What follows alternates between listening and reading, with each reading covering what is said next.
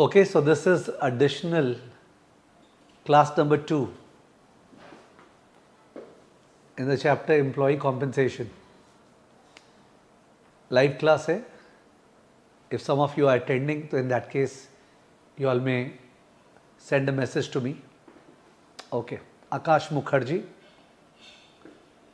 Ekansh Tiwari,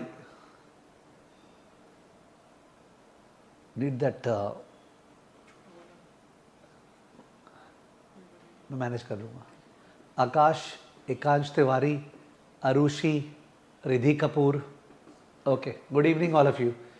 सो आज अपने straight away matter से स्टार्ट करते हैं. तो last class we were into LOS-A. LOS-A was the types of employee compensation. तो टाइप्स ऑफ एम्प्लॉय कॉम्पेंसेशन में ऑथर ने 5 टाइप्स बोला है. मैंने उसको 3 टाइप से बोला था. एक तो जनरल जो होता है वेजेस एंड सैलरी टाइप, दूसरा SBC शेयर बेस्ड कॉम्पेंसेशन, बहुत इंपॉर्टेंट है इस चैप्टर के लिए. तीसरा पोस्ट एम्प्लॉयमेंट बेनिफिट जो पेंशन वाला पार्ट जो एग्जिस्टिंग क्लासेस में कवर्ड है. और जो वेजेस एंड सैलरी नॉर्मल वाला पार्ट है उसको 3 पार्ट में कवर किया है. एक है शॉर्ट टर्म बेनिफिट्स, एक है लॉन्ग टर्म बेनिफिट्स और एक है टर्मिनेशन. करेक्ट है. Termination is like VRS type. Long term benefit, long term sabbatical वगैरह कोई काम नहीं आएगा, मैंने क्रॉस कर दिया था. शॉर्ट टर्म बेनिफिट्स के ऊपर जरा सा डिस्कशन है अकाउंटिंग पॉइंट ऑफ व्यू से. We know accounting is to be done based on matching principle and fair value principles. और उसके बाद जाके towards the end I was teaching you the grant date, the vesting period, the settlement.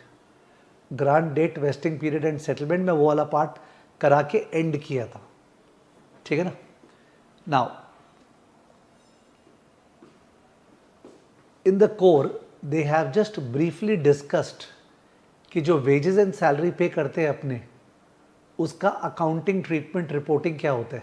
just imagine, okay, जो अपने compensation पे करते हैं ना wages and salary, उसका accounting treatment क्या होता है they have discussed in the core. very unlikely that वो portion exam में test होगा, but since core में discuss किया हुआ है as a base for teaching the other types of accounting, therefore let's also revisit that. तो we know that अपने अगर जो employees को wages and salary pay कर रहे हैं, if they are employees of the R&D department, so in that case that wages and salary is shown under R&D expenses.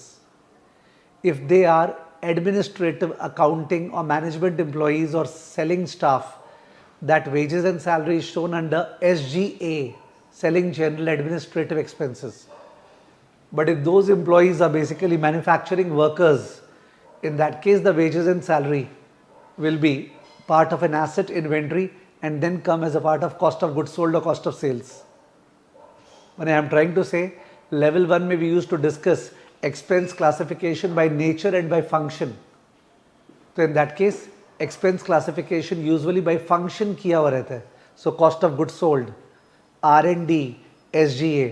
तो employ compensation आपको दिखेगा नहीं, वो कॉस्ट ऑफ गुड्स सोल्ड के अंदर है, वो SGA के अंदर है, वो R&D एक्सपेंस के अंदर है. जो SGA और R&D है वो तो पीरियड कॉस्ट हो गया, पीरियड एक्सपेंस, एम्प्लॉय एक्सपेंस. और जो कॉस्ट ऑफ गुड्स सोल्ड के अंदर एम्प्लॉय कॉस्ट है वो एक तरह से प्रोडक्ट कॉस्ट हो गया, जो कि इन्वेंट्री के बिकने में PL पे डेबिट होता है. ठीक है ना. एक बार अपने बुक का एग्जाम्पल देख रहे हैं to make it more clear. थोड़ा सा बोरिंग है but I can't skip anything. The class can not be just run on the basis of wow factor. ठीक है. तो अभी कोई वाव फैक्टर नहीं होने वाला है.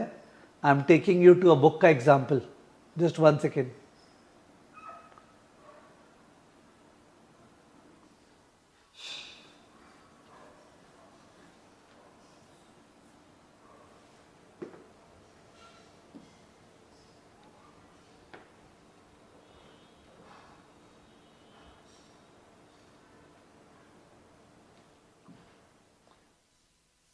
Okay, so we look at this example given in the book.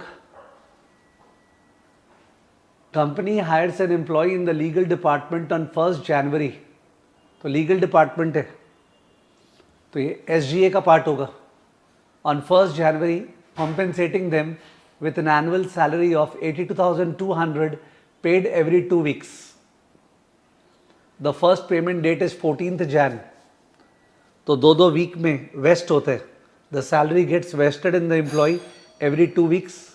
The annual salary is 82,200. It is paid every 2 weeks. Settlement होता है 2 वीक के बाद. The first payment date is 14th Jan. तो in that case इसका accounting क्या होगा? तो 82,200 जो है उसका 2 वीक्स का अकाउंटिंग करें तो 82,200 को एक बार 2 वीक्स का निकालना. प्रपोर्शन क्या होता है? 82,200 into 2 divide by 52. 82,200 into 2 divide by 52 please. I know it's boring, बहुत लो लेवल डिस्कशन है, बट मैं छोड़ूंगा तो लोगों का डाउट आएगा. 82,200 इंटू 2 डिवाइडेड बाई 52. ख्याल सी 82,200 पूरे साल का है इंटू 2 डिवाइड बाई 52, तो it's coming to 3161.54. They have written 3162. ठीक है, तो 3162 जो है ये फर्स्ट 2 वीक्स का हुआ. तो यहाँ पे ग्रांट डेट क्या है? 1 Jan को डिसाइड हुआ. 1 Jan को कोई अकाउंटिंग कुछ नहीं होगा. You know what is the grant date? Grant date is the date जहाँ पे the terms of the employment are agreed between the employer and the employee कि भाई तेरे को इतना इतना देंगे. उस दिन कोई एंट्री फेंट्री कहीं नहीं होता है, ना बैलेंस शीट, ना कैश फ्लो स्टेटमेंट, ना income statement. But first 2 weeks जो है, फर्स्ट 2 वीक्स एम्प्लॉई काम किया है वो लीगल डिपार्टमेंट में, तो accordingly by the matching principal उसका फायदा उठाए, तो accordingly income statement will get debited bye 3162. Income statement 3162 से डेबिट होगा. ओके, इनकम स्टेटमेंट 3162 से डेबिट होगा. एंड सिंस पेमेंट अभी तक हुआ नहीं है, वो तो 14th को होगा, तो आउटस्टैंडिंग अक्रूड एक्सपेंसेस जो है करंट लायबिलिटी बैलेंस शीट में आएगा.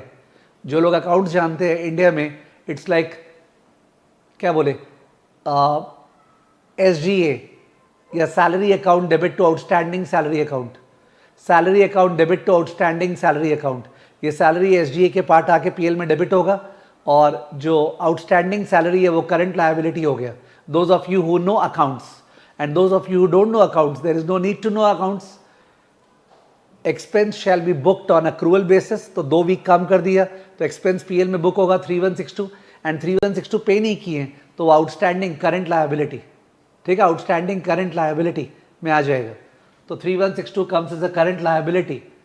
स्टेटमेंट ऑफ कैश फ्लो में कोई इंपैक्ट नहीं है. अभी 14th Jan को अपने पे कर दिए, तो पे कर दिए तो PL अकाउंट में कोई इंपैक्ट नहीं होगा, बिकॉज PL को पेमेंट से क्या मतलब है. बट बैलेंस शीट में जो 3162 आउटस्टैंडिंग सैलरी है वो हट जाएगा. So current liability will fall by 3162. Correct है. Cash will reduce by 3162. The cash balance will fall by 3162. And statement of cash flow में it is obviously an outflow under operating. CFO में outflow है, CFO में outflow है. I no जो मैं discuss कर रहा हूं वो सबसे लोएस्ट लेवल डिस्कशन है, बट सिंस कोर का पार्ट है, therefore I don't want to skip it. Okay, I don't want to skip it. उसके बाद जाके बोला है company hires an employee in the manufacturing division. Last time legal division था, इस बार manufacturing division on 1 Jan, compensating them with an annual salary of 1,02,200 paid every 2 weeks. The first payment due is 14th Jan. The goods that the employee helped make are sold to customers on 3rd April. तो इस बार matching principal ये बोलता है कि जब goods बिकेगा तभी वो PL में डेबिट होगा, तब तक वो एसेट में जाएगा. It will go to the asset, inventory का पार्ट बनेगा. ठीक है, वो ये लोग सिखाना चाह रहे हैं. तो लास्ट टाइम वो इन्वेंट्री का पार्ट नहीं, स्ट्रेट अवे इनकम स्टेटमेंट में आ रहा था. यहाँ पे it will be a part of the inventory till the 3rd April. When it is sold तब जाके इन्वेंट्री विल बिकम COGS. समझ गए हो? तो इट्स लाइक जो आपने वेजेस एंड सैलरी पे किया वो हो गया inventory account debit to outstanding. Okay, जब तक, और जब पे कर दिया तो आउटस्टैंडिंग हट गया करंट लायबिलिटी, और वो इन्वेंट्री में एक्यूमुलेट होते गया. When the inventory is sold, it's like cost of sales account debit to inventory, and cost of sales hits the income statement. ठीक है, you can see that fact. तो आपको दिख रहा होगा ये सारा. तो एकदम इजी स्टफ है. मेरा कराने का मन नहीं था. I never wanted to do this. Okay, ये वाला portion I never wanted to do it, but I have just done it so that ये छूट नहीं जाए कि sir you have not explain the accounting for short term benefits. तो accounting for short term benefits is on accrual basis. whatever terms are agreed upon, the undiscounted salary, no present value, the undiscounted salary or wages that's shown as an expense in the income statement. If it's a period cost on a periodical basis, if it's a product cost, it's inventoried and then shown when the goods are sold. And a current liability is created on the balance sheet. When it is settled, the current liability goes away and cash comes down. It is shown as an outflow under CFO. Is it fine? Is it fine? किसी को boring लग रहा होगा कि यार कल के class में अच्छा लग रहा था, क्या बोरिंग क्लास हो रहा है? I can not help. ठीक है, तो इज इट फाइन? ये वाला एग्जाम्पल नंबर 1 आप फिर से देख लेना. सो आपको लगता है क्या there is a 1% chance of such a thing coming in the exam? No. According to me it won't come. According to me it won't come. In fact since अपना टाइम इस पे वेस्ट हो गया है, therefore let me tell you, जो share based compensation है, share based compensation, उसमें जो ग्रांट डेट है, ग्रांट डेट जिस दिन अपने ग्रांट कर रहे हैं उस दिन उसका वैल्यूएशन किए. जैसे तुम लोग एम्प्लॉइज हो, हायर मैनेजमेंट एग्जीक्यूटिव एम्प्लॉइज, तुम लोग को 1 लाख शेयर ग्रांट्स किया जा रहा है और इस दिन शेयर का दाम 200 है, तो 1 लाख इंटू 200, एक तरह से 200 lakhs का कंपनी वेजेस एंड सैलरी पे करने के बजाय ग्रांट्स देने का बात की है, बात. ठीक है, तो और सपोज वो 4 साल में वेस्ट होगा तो 200 बाई 4 यानी कि 50 50 50 50. अब ये 50 जो है इनकम स्टेटमेंट में डेबिट होगा और क्रेडिट कहां पे होगा? वेजेस एंड सैलरी में the credit was to current liability. In the case of SBA share based compensation, the credit will be to what? मतलब इनकम स्टेटमेंट में जैसे जैसे वेस्टिंग पीरियड में एमोटाइज होगा ना. ठीक है, तो what is the Contra entry on the balance sheet? तो बैलेंस शीट में सिंस वो इक्विटी का पार्ट है ना, उन लोग को शेयर इश्यू करने वाले हैं, it will go under compensation reserve. I was using the word last class. Compensation account debit to compensation reserve account. Compensation reserve is a separate item under equity. Okay, compensation reserve is a separate item under equity. तो equity के अंदर ही separate item होगा compensation reserve, because it's like undistributed reserves and surplus ना. Because PL में debit कर दिए पर अभी तक पे नहीं किए, सेटल नहीं किए. Is it fine? तो one difference between your usual short term benefits का अकाउंटिंग वर्सेस एसबीसी का accounting is that in the case of the usual short term benefits ka accounting, we create a current liability till the time it is disposed of, settled. But here we create a compensation reserve which is a part of equity, which is a part of equity. Okay, which is a part of equity. और जब वो settle हो जाता है, जब actually share issue कर देते हैं 4 साल बाद, तो वो जो कॉम्पेंसेशन रिजर्व में जो भी अमाउंट है, it is transferred to equity. It is transferred to equity. तो if you check my last class का notes which I don't have, if you check my last class का notes which I don't have, जहां पे and हुआ था और मैंने एक लाइन ड्रॉ किया था, grant date, vesting period, settlement date, तो मैंने ग्रांट डेट के ऊपर मेजरमेंट लिखाया था कि the measurement is done on the grant date and even if the share price later on changes, the measurement does not change. Vesting जो है ना, over the vesting period it is amortized, written off in the PL account. ठीक है, तो and settlement में it is settled, we issue the shares. ठीक है, तो settlement में किया क्या जाता है? तो settlement में transfer entries मैंने लिखाया होगा, प्लीज चेक करना. settlement में मैंने transfer entries लिखाया होगा within equity. Measurement, expensing, transfer entries. Please check, double check please. Settlement के ऊपर मैंने ट्रांसफर एंट्रीज लिखाया होगा. तो ट्रांसफर एंट्रीज कल मैं बता नहीं पा रहा था, आज मैंने अभी बता दिया है. ट्रांसफर एंट्रीज मतलब सर, जो आपने कॉम्पेंसेशन रिजर्व क्रिएट किया था ना, तो जब आपने शेयर इशू कर दिया, सेटल कर दिया, तो वो रिजर्व थोड़ी है, शेयर कैपिटल बढ़ गया. ओके, एक्चुअल इक्विटी बढ़ गया. ओके, नाउ बैक ट्रैक करके Rishabh is asking something. Sir, in the inventory method, the journal entry will be inventory debit to outstanding salary account. Yes, Rishabh, but वो journal entry क्या काम आएगा Rishabh? Please पूछते समय समझो. अगर मैं बहुत ज्यादा अकाउंटिंग डेबिट पेड पढ़ाऊंगा तो it defeats the very purpose of the CFA program. ठीक है ना? और वैसे inventory debit to outstanding salary होगा या क्या होगा, वो तो यू नो द अकाउंट्स का नौटंकी. For example we can do wages account debit to outstanding wages account, तो आउटस्टैंडिंग वेजेस आ गया और वेजेस को कर दिया इन्वेंट्री अकाउंट डेबिट, सॉरी मतलब inventory account debit to wages, है ना? तो सीधा इन्वेंट्री टू आउटस्टैंडिंग वेजेस के बजाय wages to outstanding wages, inventory to wages, उसके बाद COGS टू इन्वेंट्री, उसके बाद PL to COGS. Do you want अपने अकाउंट्स करें? ऋषभ बहेती 100% आप CA कर रहे हैं, तो इन दैट केस आपको इतना सेटिस्फाई किया, फिर आगे करूंगा नहीं. Wages to outstanding wages, inventory to wages, COGS to inventory, PL to COGS. I am sorry all of you. मेरा मन रहता है कि जो CFA स्टूडेंट्स एक्चुअली इतने बढ़िया से लाइव क्लास करते हैं ना, वो लोग लिखते ही बहुत कम है, लिखते जाते नहीं है. तो मैं हर चीज का जवाब देना चाहता हूं, तो that's the problem in me.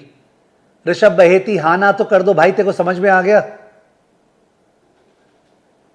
Okay, चलो क्लियर. तो in that case I was talking about settlement के अंदर वो लिखाया हुआ है ट्रांसफर एंट्रीज.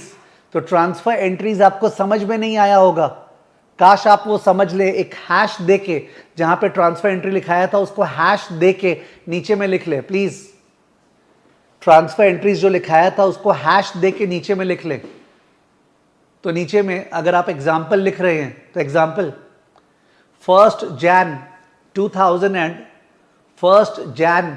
2023, 1 Jan 2023, ओके, वो अपना ग्रांट डेट है. उस दिन 1 lakh RSU, 1 lakh restrictive stock units, RSU मत करो, एक बार RS करो, U मत लिखना, एक काम है. 1 lakh RS, not RSU, 1 lakh restrictive stock to be granted, and share price on that day 200. I'm assuming you are writing 1 Jan 2023, 1 lakh restrictive stock, RSU मत लिखना, 1 lakh RS to be granted and share price on that day is 200. Share price on that day is 200. Vesting period 4 years. Vesting period 4 years. 4 साल का vesting period है. 4 साल का vesting period है. Therefore 1 lakh into 200, 200 lakhs divided by 4, 50 lakhs per year. Okay, 50 lakhs per year, 200 lakhs, 1 lakh into 200, 200 lakhs divided by 4, 50 lakhs per year. 50 lakhs per year. मेरे example में in order to vest, employee has to work. There is only one condition required for the shares to be vested, that is he has to work. It is a service condition, it's not a performance condition. I'll talk about performance condition later on. ठीक है, कि EPS इतना से बढ़ना चाहिए, share price इतना से बढ़ना चाहिए, ROI इतना होना चाहिए, सब कुछ नहीं है. तुम काम करो और तुम इंटाइटल्ड हो जाओगे. ठीक है, तो 4 साल है, तो अकॉर्डिंगली 50-50-50 PL में डेबिट करना है. करेक्ट है? तो प्लीज बताइए आप लोग 1 जनवरी 2023 को क्या एंट्री पास होगा? ग्रांट डेट को क्या एंट्री पास होगा? Rishabh, Arushi, Ridhi, Ekansh, I am waiting for all of you. मेरे एग्जाम्पल में 1 जन 2023 को क्या एंट्री पास होगा? माने PL में क्या आएगा, बैलेंस शीट में क्या आएगा, कैश फ्लो स्टेटमेंट में क्या आएगा? PL में क्या आएगा? कुछ नहीं, नथिंग, कुछ भी नहीं आएगा, कुछ भी नहीं आएगा. On the grant date there is no entry at all. Okay, there is no entry at all. But obviously जो कंपनी का फाइनेंशियल डिस्क्लोजर्स है, कंपनी का जो फाइनेंशियल डिस्क्लोजर्स है, जो लेवल 1 में अपने छेप के पढ़ते थे, प्रॉक्सी स्टेटमेंट, ओके, जहां पे डिस्क्लोज किया जाता है मैनेजमेंट कॉम्पेंसेशन. ठीक है, तो उसमें क्या डिस्क्लोज किया जाएगा कि भाई 1 लाख शेयर्स का ग्रांट करना है, क्या उस पर डिस्क्लोज किया जाएगा? डिस्क्लोजर पूछ रहा हूं मैं. आपने सही बोला, income statement no impact, balance sheet no impact, cash flow statement no impact. पर क्या अपने डिस्क्लोजर वाइज डिस्क्लोज करेंगे? जो प्रॉक्सी स्टेटमेंट SEC के पास फाइल करते हैं, ऑफ कोर्स डिस्क्लोज करेंगे. And this must have been done with the approval of the board of directors. And in fact the New York stock exchange, they require that any such proposal got to be approved by the shareholders also. तो board of directors का approval तो होना ही चाहिए. और क्या पता board of directors management के साथ कंबाइन करके क्या क्या एग्जीक्यूटिव कॉम्पेंसेशन पे कर दे, तो शेयर होल्डर अप्रूवल भी जनरली रिक्वायर्ड होता है. Are we responsible to know that? No, we are not responsible, but there is a common sensical thing that's running at the side. ठीक है, ओके. अब आ गए अपने 31 दिसंबर 2023. 31 December 2023, ऑफ कोर्स मैं एज्यूम कर रहा हूं कैलेंडर अकाउंटिंग, 31 December 2023, उसमें क्या होगा? 31 December 2023 आपको लिखना चाहिए। तो 1 Jan, I hope you are writing something in between कि 1 Jan को no impact on the income statement, balance sheet, cash flow statement. Of course proxy statement में disclosure is there that we have granted such grants RS का। उसके बाद 31 December 2023, 31 December 2023 compensation expense PL में आएगा 50 lakhs। Compensation expense PL में debit होगा 50 lakhs। क्या 50 लाख का शेयर सेटल कर दिए? नहीं। क्या 50 लाख का शेयर सेटल कर दिए? नहीं। अगर सेटल कर देते तो इक्विटी बढ़ जाता, तो इसलिए 50 लाख का चार्ज तो कर लिए, पर वो एक तरह से रिटेन्ड अर्निंग है ना, मतलब एक तरह से वो बचा हुआ है, तो इट्स कॉम्पेंसेशन रिजर्व। तो बैलेंस शीट कॉम्पेंसेशन रिजर्व। तो what happens to equity? Equity on the whole goes up और goes down. 31 December 2023 as a result of this 50 lakh compensation expense, overall equity goes up or goes down? On 31 December 2023 as a result of the 50 lakh compensation expense, total equity goes up or goes down? Answer and no change. Answer and no change. Answer and no change। और यहां taxation का बात नहीं हो रहा है, no change. Since आपने PL में डेबिट किया expense, therefore equity goes down, retained earning goes down, equity goes down. But since आपने compensation reserve equity में दिखा दिया, therefore equity goes up, no change in equity। लिख लीजिएगा, no change in equity, no change in equity। You have to remember this कि जो अपने stock grant करते हैं ना, ओके, रिस्ट्रिक्टिव स्टॉक आरएस जो देते हैं, जब वेस्ट होता है तो उस केस में इक्विटी में कोई चेंज नहीं आता है, इट रिमेन्स द सेम। हाँ, कोई बोलेगा पेड इन कैपिटल क्या हुआ? पेड इन कैपिटल भी नहीं बोलेंगे, मतलब इक्विटी अदर देन कैसे बोलेंगे? It will be total equity only, no change. ठीक है ना सर? बट ये भी तो हो सकता है कि 2023 में जिन लोगों को 1 लाख शेयर ग्रांट किया गया था ना, बात था, माने 1 लाख शेयर का बात हुआ था, उनमें से कुछ लोग बीच में छोड़ दिए। सर ये भी तो हो सकता है कि 2023 वाले कैलेंडर ईयर में कुछ लोग जॉब छोड़ दिए। Are you getting me? तो उस केस में उनका ग्रांट्स क्या होगा? Yes, I am asking you because you can answer. 1 lakh grant का बात हुआ था, अगर कुछ लोग छोड़ दिए तो उनका ग्रांट्स क्या होगा?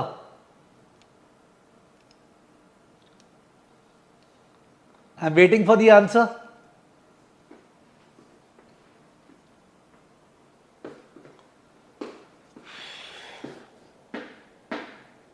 किसी का जवाब नहीं आ रहा है, nobody is answering. Are we in communication? I should know at least.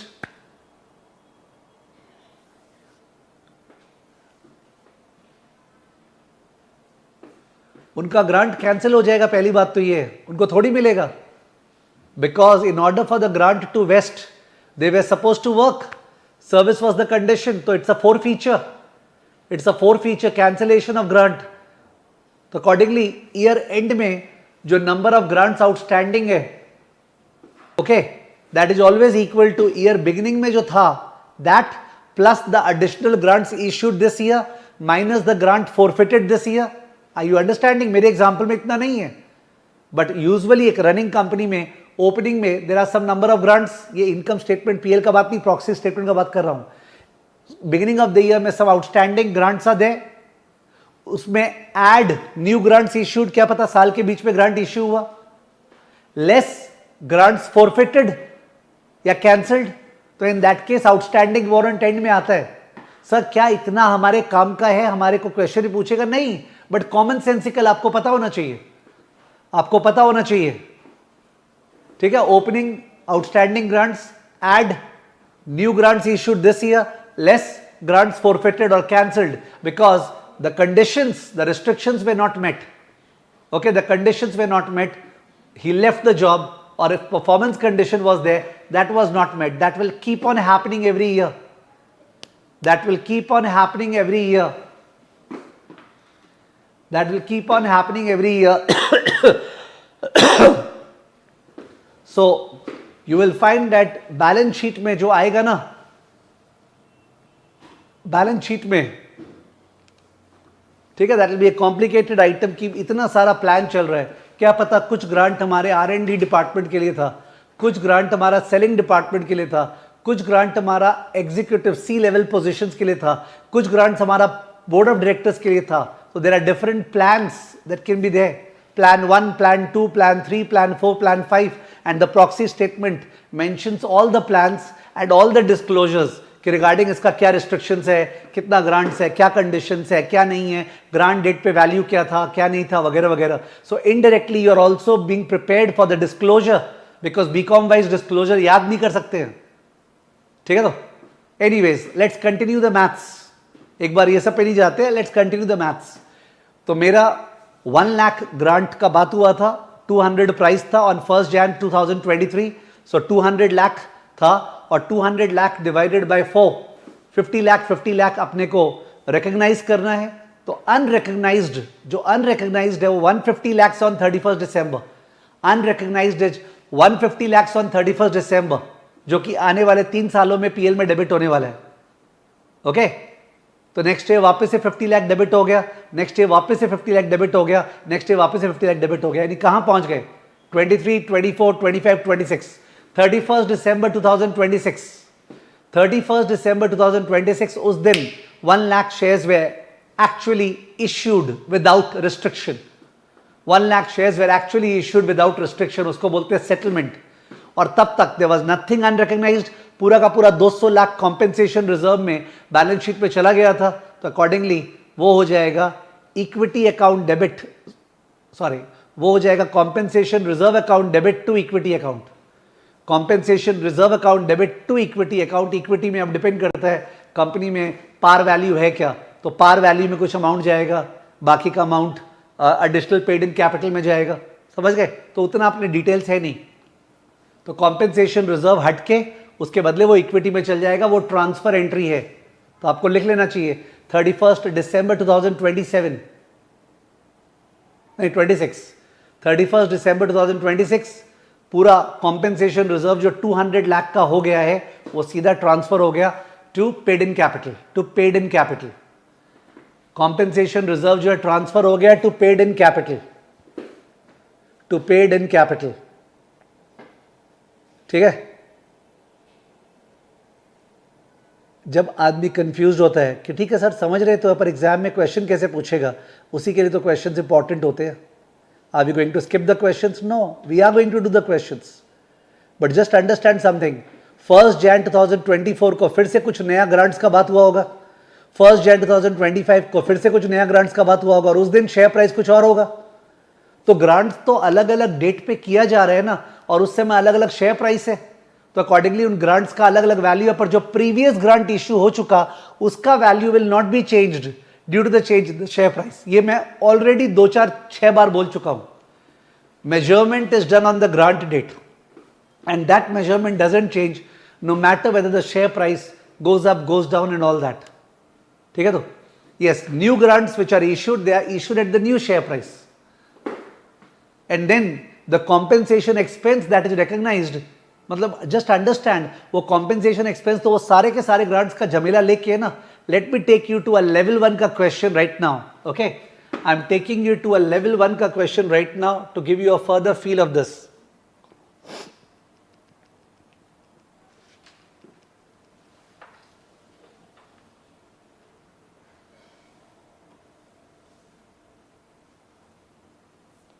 This is level 1, और लेवल 1 में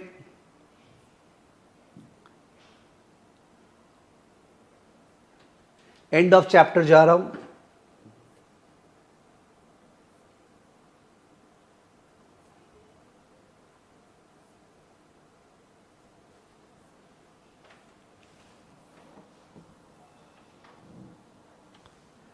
question number 6. Do this question. Question number 6, please do this question. Level 1 question number 6. Obviously as a part of this class, जो भी मैं level 1 का अगर कोई question या कुछ दिखा रहा हूं तो वो मैं शेयर कर दूंगा. क्लास के साथ जो नोट रहता है पीडीएफ उस पर जाएगा, उसके अलावा ड्राइव में भी अपलोड हो जाएगा। Question number 6 from level 1, I am not helping.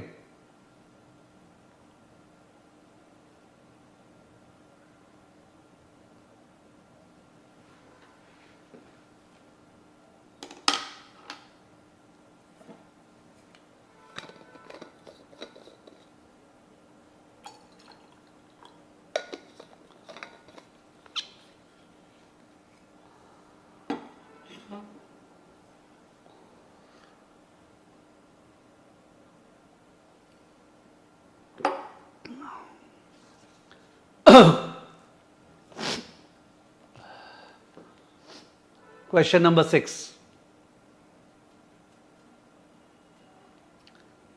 So Darshan Rathod, even though you have joined late, but to answer this question, it is not late. So Arushi Khandelwal is saying option number C. Jatin is saying 197 million, option number B. Arushi is saying option number C. Jatin is saying option number B. Raghav, option number B. Darshan, option number B. Ishika, option number B. Riddhi Kapoor, option number B.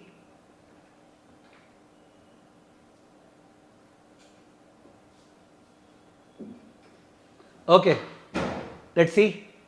XYZ discloses the following information in its stock compensation note, proxy note mein. As of 31st December 2021, we had $630 million of unrecognized compensation cost related to non-vested stock-based compensation awards granted under our plan. We expect to recognize this cost over a weighted average period of 3.2 years as stock-based compensation expense. What is the expected compensation expense in 2025? So 3.2 years is the vesting period. 2021 का and में खड़े हैं तो 22, 23, 24, 25, ये 25 में पूछ रहे हैं तो 25 पे तो 0.2 ईयर्स आते हैं, 25 में तो 0.2 ईयर्स आते हैं, तो it will be 630 divided by 3.2, तो पर ईयर आ गया the whole into 0.2, 630 divide by 3.2 the whole into 0.2, 630 divide by 3.2 the whole into 0.2, ये 2025 में पेंशन एक्सपेंस रिकग्नाइज होगा, expected pension expense in 2025. A good question. Why? Because आपने तो modelling भी है, आपने तो लेवल 2 में लोग मॉडलिंग का बात करें ना, तो देखा जाए तो देखो ये आपको मॉडलिंग दिखा रहे हैं कि अगर आप 31 दिसंबर 2021 को खड़े हो और आपको कॉम्पेंसेशन एक्सपेंस का मॉडलिंग करना है, तो आपको कॉम्पेंसेशन एक्सपेंस का मॉडलिंग का पता चला ना कि 2022 में कितना आएगा, बताना प्लीज. 2022 में कितना आएगा?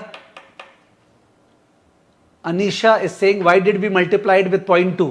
तो अनीशा समझने का तो केवल वो ही था, and I am sure you will be able to catch it as we discuss further. 2022 में कितना आएगा? 630 divided by 3.2, what is it? 630 divide by 3.2, it is what? 197. तो 197 2022 में, 197 2023 में, 197 2024 में एंड 39 मिलियन 2025 में. Option number A is the correct answer. 197 2023 में, 197 2024 में, 197 2025 में एंड 39 मिलियन 22, 23, 24, ये 3 साल 197 एंड 25 में 32. Is it clear? काफी बार आंसर से सबको क्लियर हो जाता है, तो अनीशा शायद आपको समझ में आ गया होगा.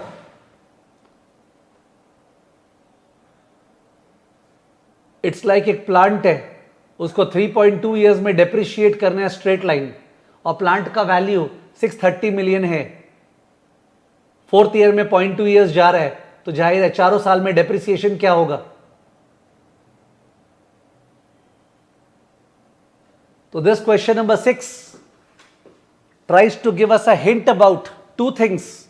From CFA level 2 point of view.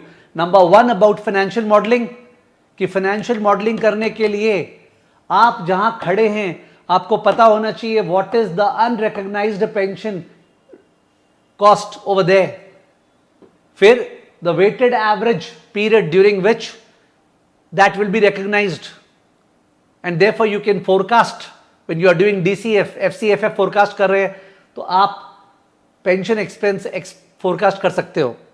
Problem क्या है? प्रॉब्लम यह है कि सर क्या 2022 में एक्स्ट्रा नए नए ग्रांट्स नहीं होंगे? होंगे। क्या 2022, 23, 24 में ऐसा नहीं होगा कुछ एम्प्लॉइज लोग कंपनी को छोड़ देंगे? या फिर अगर ये परफॉर्मेंस ड्रिवन है कि EPS अगर 50% बढ़ा तो जाके ग्रांट मिलेगा, तो हो सकता है EPS अपना बढ़े ही नहीं। So either because of service or because of performance, many of the grants are going to be forfeited. Plus new grants are going to be issued under different plans in coming years. So financial modeling of compensation expense is going to be a very difficult exercise. Are you getting the hint? Are you getting the hint? आपको copy में लिख देना चाहिए CFA level 1 question number 6 done in class. Of course मैं share कर दूंगा। CFA level 1 question number 6, कितने सारे इश्यूज ओपन अप होते हैं उससे, पर एक छोटे से क्वेश्चन से योर माइंड गेट्स ओपन ना, because maths is what makes our mind run.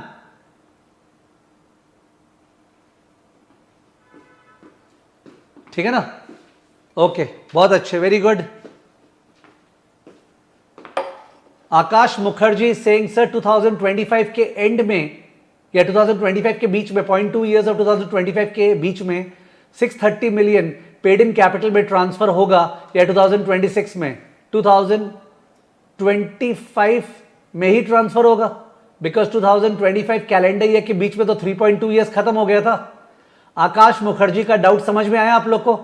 वो बोल रहा है कि 630 मिलियन जो है, जो कि कॉम्पेंसेशन रिजर्व बैलेंस शीट में खड़ा होगा, वो ट्रांसफर होगा ना पेड इन कैपिटल में। कब होगा? 25 में कि 26 में? ऑब्वियसली 25 में, बिकॉज 31 दिसंबर 25 के पहले ही तो 3.2 ईयर्स खत्म हो गया था। ठीक है, 25 में ही ट्रांसफर होगा। Akash Mukherjee, clear to all of you? एक का डाउट बाकी लोग को भी अपील करता है। It just tells us that we will not follow the author पगले के जैसे।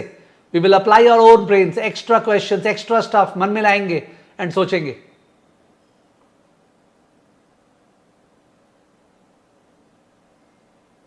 Clear?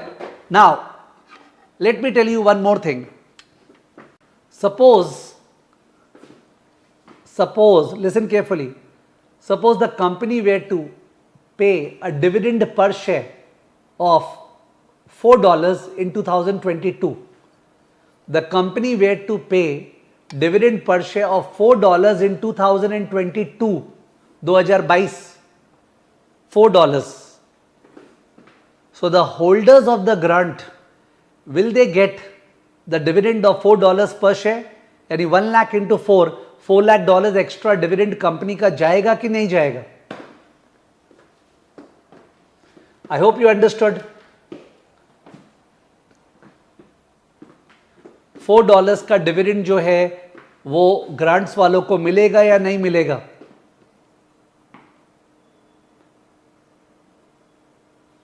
क्वेश्चन सबको clear, I am sure. Now अपने सब जन जो इंडिया में हैं, जब रिटेल पब्लिक का बात आता है ना, तो लगता है कौन तो क्या अपने को देने वाला है। Gift nobody expects coming, so everybody has answered no. Now listen carefully. CFA level 2 के टेक्स्ट में, CFA लेवल 2 के टेक्स्ट में कोर ने बोला है रिस्ट्रिक्टेड स्टॉक के केस में डिविडेंड मिलता है, रिस्ट्रिक्टेड स्टॉक यूनिट के केस में डिविडेंड नहीं मिलता है। So there is an RS, there is an RSU, दोनों वैसे सेम है। ठीक है, बिकॉज सेटल तो हुआ ही नहीं, सेटल तो 2025 में होगा। पर सिंस बात हो गया कि आपको इतना ग्रांट मिलेगा, तो आपको डिविडेंड और वोटिंग राइट्स मिलता है आरएस में। आरएसयू में डिविडेंड और वोटिंग राइट्स नहीं मिलता है। You can write that down. Difference between RS and RSU as per level 2 curriculum. Difference between RS and RSU as per L2 curriculum. सही, ये एज पर L2 क्यों बोल रहे हैं? Because this is not right. I'll talk about it. I'll show you the proof also. This is not right. I will show you the proof also. But as per our curriculum, RS में dividend and voting rights मिलता है। Sir जैसे जैसे waste होगा वैसे वैसे होगा कि ग्रांट होते ही? ये लोग तो बोलते ग्रांट होते ही। RSU में डिविडेंड और वोटिंग राइट्स नहीं मिलेगा। आई होप आप लिख रहे हैं। आई होप आप लिख रहे हैं। Since I want to dominate, if I am not turning my back. ऐसा कोई सुंदर हैंड राइटिंग मेरा है नहीं कि वोट लिखने से क्या हो जाएगा, ठीक है ना? तो आरएस में डिविडेंड और वोटिंग राइट्स मिलता है, आरएसयू में डिविडेंड और वोटिंग राइट्स नहीं मिलता है। I asked Bard and ChatGPT about it. Obviously they gave a diplomatic answer. Bard को तो खैर बहुत ज्यादा एटीट्यूड है, वो तो कई बार बोलते हैं no no I can't reply, okay you research yourself, this will improve your calibre, ठीक है? तो बार्ड तो एक अलग ही दुनिया में है, पर चैट जीपीटी बेचारा जरूर रिप्लाई करता है। चैट जीपीटी डिप्लोमेटिक आंसर दिया, you can understand what it depends on the terms and conditions. Okay, chat GPT जो है डिप्लोमेटिक आंसर दिया और वो बोला it depends on the terms and conditions, and I was very angry, ठीक है? Then I recalled level 1 में भी तो है, तो देखें। तो लेवल 1 में देखने के लिए वो जो बॉक्सेस दिया रहता है ना, वो बॉक्सेस वाले पार्ट में गया, and there is a very interesting write up. Otherwise मैं दिखाता नहीं, I would not have shown to you, but there is a very very interesting write up, and I really want that आप लोग को वो दिखे।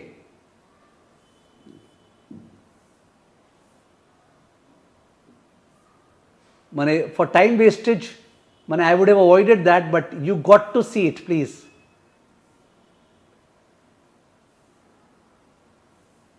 यस, ये Apple का है। Exhibit 4 shows the disclosure of Apple Incorporation's 2021 named executive officer compensation. Obviously मैं पूरा तो रीड नहीं करने वाला हूं।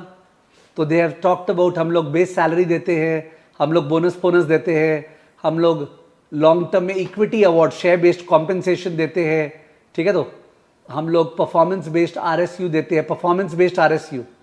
ना परफॉर्मेंस बेस्ड आरएसयू का मैंने अभी तक बात नहीं किया।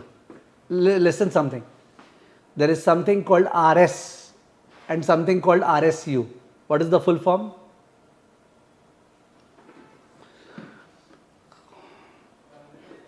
RS RSU, what is the full form? Clear कर ले भाई, फुल फॉर्म क्लियर है ना? Restricted stock and restricted stock unit. Restricted stock unit, correct? ये क्लियर है? Why is it called restricted? Why is it called restricted? Why is it called restricted? Restricted stock या restricted stock unit को restricted क्यों बोलते हैं?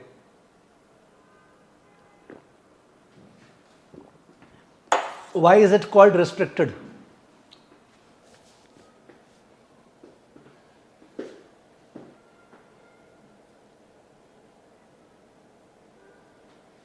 Because they are based on some conditions. Yes, because they are based on some restrictions, some conditions. कुछ condition satisfy होगा तो आपको दिया जाएगा, सेटल बाद में होगा। कुछ कंडीशन सेटिस्फाई होगा तो आप इंटाइटल्ड होगे। It will vest in you subject to some conditions. Okay, the conditions can be of 2 types: service, performance. Service and performance. Performance can be of 2 types: accounting performance, share market performance. Performance can be of 2 types: performance can be of 2 types: accounting performance, share market performance. Accounting performance क्या हुआ? EPS should go up by 50% in 4 years.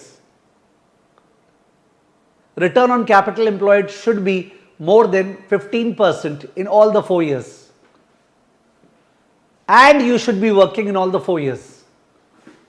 So performance could be accounting, performance could be share market. ठीक है? And look, Apple का language क्या है यहाँ पे? Let's look at the language. I really wanted to show you this.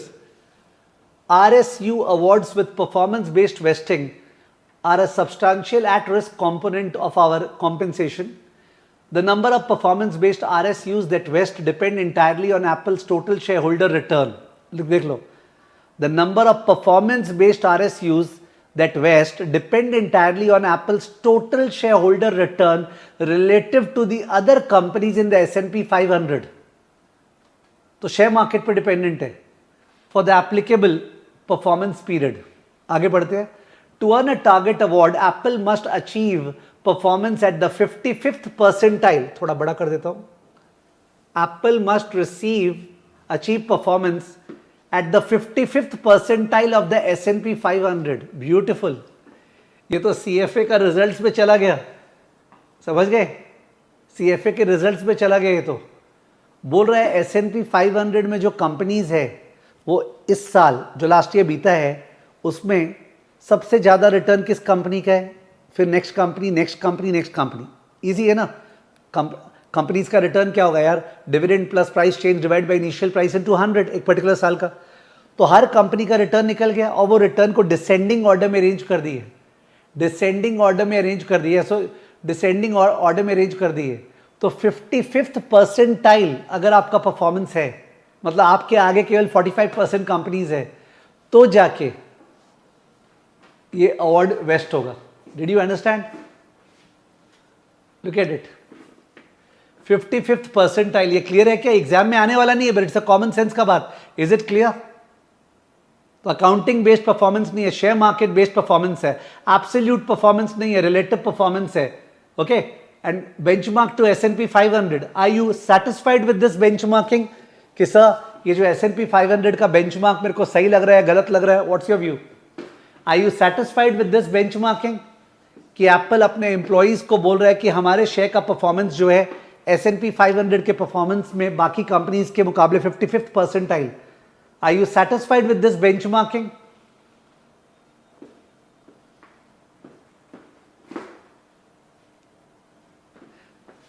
अब इसी का बॉर्डर लाइन पे ऑपरेट मत करो. You got the sense? अब ये पूछ रही है 55 पे हुआ तो प्लीज, ठीक है ना. हम लोग टॉप 55% लोग पास करेंगे CFA में, आपका वहां आना चाहिए. फिर बॉर्डर लाइन के 1 मार्क्स नीचे आया तो फेल हो गया. ठीक है.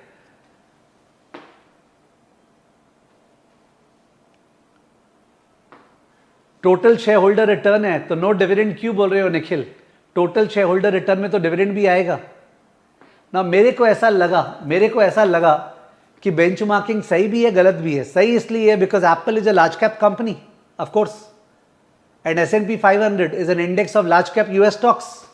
सो लार्ज कैप को लार्ज कैप इंडेक्स से कंपेयर कर रहे हैं, मेरे को ठीक लगा. I am talking about CFA level 3 discussion. But क्या हर्ज है? ठीक है, we should be level agnostic sometimes. But खराब क्यों लगा? Apple is an IT company. Nasdaq जो है वो तो पूरा IT इंडेक्स, IT और बैंकिंग से कंप्राइज्ड है. तो मेरे को लगा कि शायद नैस्डैक से कंपेयर कर सकता था. आई फेल्ट लाइक नैस्डैक से कंपेयर कर सकता था. ठीक है ना. या कोई IT इंडेक्स से, some people are referring, IT index से कंपेयर कर सकता था. एनीवेज, ना is it possible? Tell me something. I am the COO of Apple और मेरे को ये अवार्ड्स मिलना है अगर 55th परसेंटाइल से ऊपर हुआ तो. ठीक है ना. तो साल का एंड चल रहा है, तो एक तो हमने डिविडेंड ज़्यादा दे दिया, पर डिविडेंड से शेयर प्राइस तो गिर जाता है और after the dividend goes away. Is it possible that अपने कुछ मैनिपुलेशन करा दे स्टॉक में जिससे शेयर प्राइस लास्ट में ज़्यादा हो जाए? जो एग्जीक्यूटिव मैनेजमेंट है, बोर्ड ऑफ डायरेक्टर्स है, वो एप्पल में कुछ फंड से बात करके लास्ट में शेयर प्राइस को थोड़ा सा बढ़ा दे, जिससे if it was a borderline case ना, जैसे तुम कोई स्टूडेंट हो एकदम 1 मार्क्स 2 मार्क्स से फेल होने वाला था, मेरा कुछ इन्फ्लुएंस था, कुछ है नहीं, और मैंने CFA इंस्टीट्यूट को उसको पास करने बोल दिया. Is it possible that these Apple का मैनेजमेंट और executives can make the share price go up एकदम एंड में?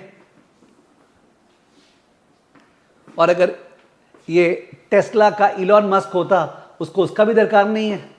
इलॉन मस्क तो बोलेगा यार कोई प्रॉब्लम ही नहीं है, मैं कुछ बोल देता हूँ ना, ट्विटर पे कुछ ट्वीट कर देता हूँ, I can easily make it happen. ठीक है. Just understand what Elon Musk can do with the share price of Tesla. Okay, he can just play with it like anything.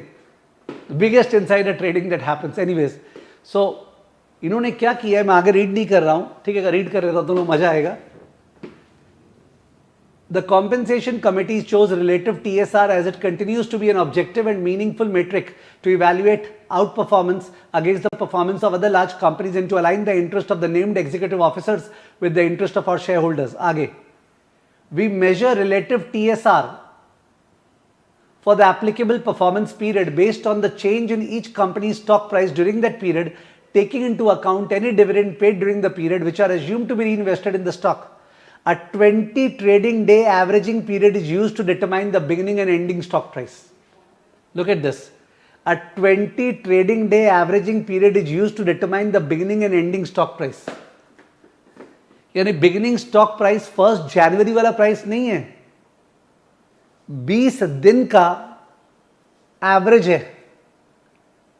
और 31 दिसंबर का शेयर प्राइस नहीं है, 20 दिन का एवरेज है. क्योंकि कोई एक दिन किसी बैड लक, किसी वैसे इवेंट से the share price can phenomenally go up और गो डाउन. तो 20 दिन का एवरेज प्राइस को बिगनिंग प्राइस मान रहे हैं और 20 दिन का एवरेज क्लोजिंग प्राइस को क्लोजिंग प्राइस मान रहे हैं. अब इसी का ये मत पूछना कि सर पहले वाला 20 दिन की बात का 20 दिन, obviously the 20 days culminating into that day. ठीक है, अगर मेरे को 1 जन का लेना है तो मैं प्रीवियस 20 डेज का लेते हुए लूंगा. So the purpose was not that ये एग्जाम में आने वाला है. The purpose was to ensure that आपके माथे में जोर से ये चला जाए कि रिस्ट्रिक्टेड स्टॉक और रिस्ट्रिक्टेड स्टॉक यूनिट में जो है, उन दोनों में रिस्ट्रिक्शंस जो है can be service restriction, performance restriction. Please notes, RS and RSU दोनों में restrictions dash restrictions, RS and RSU dash restrictions. Restrictions पे 2 एरो, सर्विस परफॉर्मेंस. मैंने बोला RS and RSU dash restrictions, service performance. Performance के अंदर 2 arrow, accounting performance, market performance. Accounting performance, market performance. Market performance पे 2 arrow, absolute performance, relative performance. Absolute performance, relative performance. मैंने restrictions का बात किया, service performance. Performance के अंदर accounting performance, EPS इतना बढ़ जाए, ये सब चीज, या मार्केट परफॉर्मेंस. और मार्केट परफॉर्मेंस में एब्सोल्यूट परफॉर्मेंस, इस शेयर का दाम इतना बढ़े या compare to other shares. Relative performance में एग्जांपल एप्पल. रिलेटिव परफॉर्मेंस में example Apple. Okay, CFA level 1 में उसका एग्जिबिट दिया हुआ है. I will of course remember to share it in the note to this class. ठीक है, अब टाइम बेस्ड RSUs दिए. RSU awards with time based vesting align with the interest of our named executive officers with the interest of our shareholders by promoting the stability and retention of high performing executive team over the long term. Of course, just think about it. जो service based restriction है उसमें if you keep a large service period, 4 साल 5 साल, you are actually creating an incentive for those officers to remain in our company ना. तो retention of top talent as a result of time based RSUs. तो alignment of interest, retention of talent, ये सब तो advantages हो गया ना BCom type जो डिस्कशन है अपने LOSA में कि शेयर बेस्ड कॉम्पेंसेशन का क्या एडवांटेज होता है कैश बेस्ड कॉम्पेंसेशन के मुकाबले. तो शेयर बेस्ड कॉम्पेंसेशन के कारण अलाइनमेंट ऑफ इंटरेस्ट होता है, शेयर होल्डर्स वेल्थ मैक्सिमाइजेशन. दूसरा रिटेंशन ऑफ एम्प्लॉइज होता है कि they would like to stay there so that they get the stocks ultimately. Last में देखो why level 2 बोल रहा था. as per level 2 dividend equivalent, all RSUs granted, all RSUs है use, restricted stock units, all RSUs granted to our employees in 21 including our named executive officers have dividend equivalent rights. The dividend equivalents will only pay out if the time based vesting and performance conditions have been met for the RSUs to which the dividend equivalents relate. समझ में आया आपको? तो ये लोग बोल रहे हैं RSUs को डिविडेंड मिलेगा पर तभी मिलेगा जब रिस्ट्रिक्शन सेटिस्फाई हो गया तो, यानी ये लोग डिविडेंड उन लोगों को क्यूमुलेट करके बाद में देगा. आप समझे? से 4 साल का अगर वेस्टिंग पीरियड था तो भाई 4 साल काम करो एंड वो जो आपका जो शेयर प्राइस है वो 55th परसेंटाइल से ऊपर आना चाहिए, तो जाके ये लोग उसको देगा डिविडेंड 4 साल का, एक्यूमुलेट करके। देखा आपको?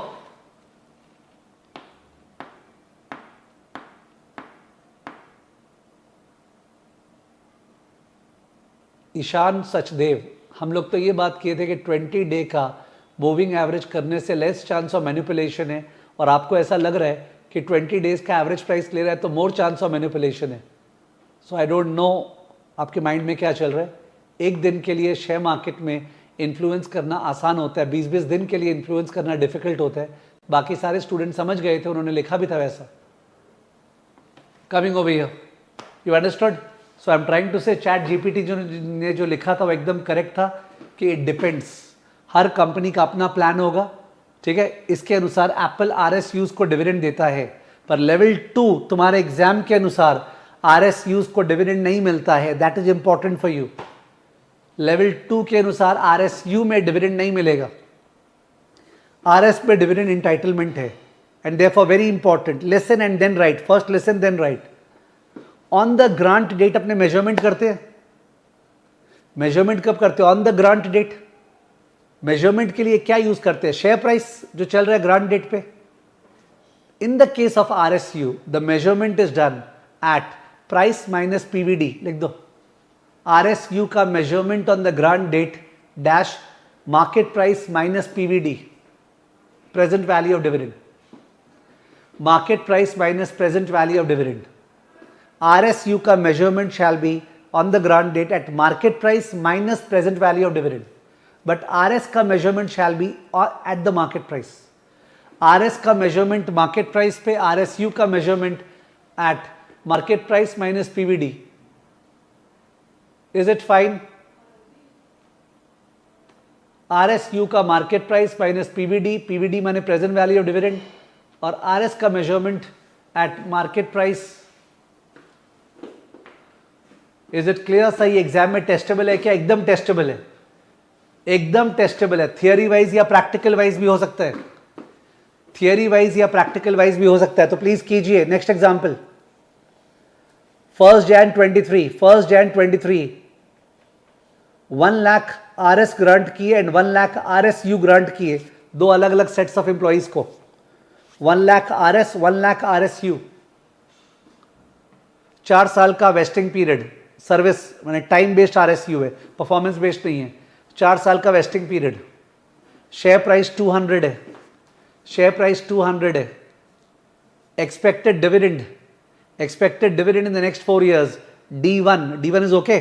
जाहिर है मैं बोलना चाह रहा हूं जहां खड़े है वो 0 है, तो D1 2.5, D2 3, D3 4, D4 5, 2.5 3 4 and 5। मैं भूल जाऊंगा बिकॉज मैं लिख रहा नहीं हूं। 2.5 3 4 एंड 5, 2.5 फिर 3 फिर 4 एंड 5, आने वाले 4 साल में dividend. Discount rate for PVD, discount rate for PVD 5%, discount rate for PVD 5%। Find out the value of the RS and the value of the RSU, value of the RS and the value of the RSU,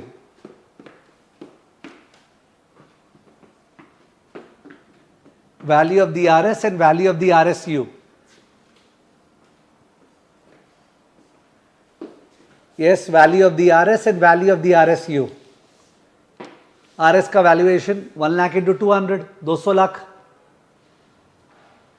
RS का valuation 1 lakh into 200 200 lakh.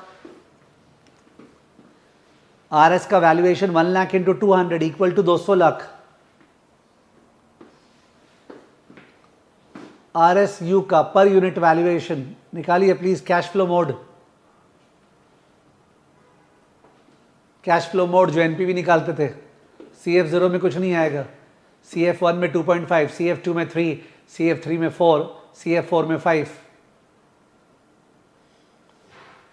NPV निकालना है, 5% discount rate है, 12.67 आया present value, तो 200 minus 12.67 187.32।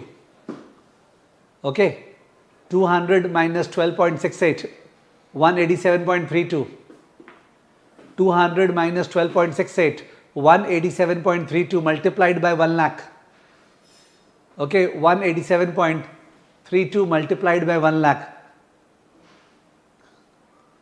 ठीक है, तो 187,32,000, 187,32,000, 187,32,000 valuation of RSU. ठीक है, तो what is the expected pension expense each year? It is 200 lakh plus 187.32, the whole divided by 4. Expected compensation expense will be 200 plus 187.32, the whole divided by 4. 200 plus 187.32, the whole divided by 4. 200 plus 187.32, the whole divided by 4, उतना lakhs. क्या करें, Indian mentality से ग्रसित है, lakhs और करोड़ ही निकलता है, बचपन से वैसे ही पढ़ाया गया. So what is the amount coming to? 200 plus 187.32, the whole divided by 4. It is 96.83 lakhs. 96.83 lakhs. तो 96.83 lakhs जो है वो पर एनम आ रहा है. 96.83 lakhs. 96.83 lakhs per annum PL में डेबिट होगा और कॉम्पेंसेशन रिजर्व में जाएगा. ठीक है ना. आरएसयू को डिविडेंड नहीं मिलता एज पर लेवल 2, आरएस को डिविडेंड मिलता है एज पर लेवल 2. ठीक है, जो कि रियल लाइफ में ट्रू नहीं है. It is scattered, it's partially true. Generally ऐसा होता होगा. मेरे ख्याल से लेवल 2 वाला जब पेपर डिजाइन होगा उस पर वो इंडिकेटेड रहेगा कि the RSU are not entitled to dividend. ठीक है, मेरे को ऐसा लगता है, because these are not like CA institute जो ही पेपर सेट कर देते हैं. The papers are solidly set. Rishabh Baheti, RS में तो dividend based on some condition होगा ना, बट PVD तो माइनस कर नहीं रहे तो गलत नहीं है क्या? सारा राम कहानी खत्म हो गया, अब तुम बोल रहे हो सीता किसकी बेटी है. पूरा का पूरा राम कहानी जब खत्म हो गया तब तुम बोल रहे हो सीता किसकी बेटी है. ऐसे कैसे चलेगा भाई. ठीक है ना. जो है सो है. तभी तो एप्पल ने क्या बोला था कि कंडीशंस मीट करने के बाद डिविडेंड लास्ट में देंगे. तो मे बी डिविडेंड जो देता होगा RS में वो लास्ट में देता होगा कि चारों साल बीता and at the same time तुम्हारा परफॉर्मेंस कंडीशन था, सेटिस्फाई हुआ तो डिविडेंड देंगे. तो all that can not be gone into ना. अपने को लेवल 2 का प्रिपेयर करना है ना, और May 24 या August 24 में एग्जाम देना है ना. और प्लस मेरा स्पेशलाइजेशन FR में नहीं है. Let me be clear.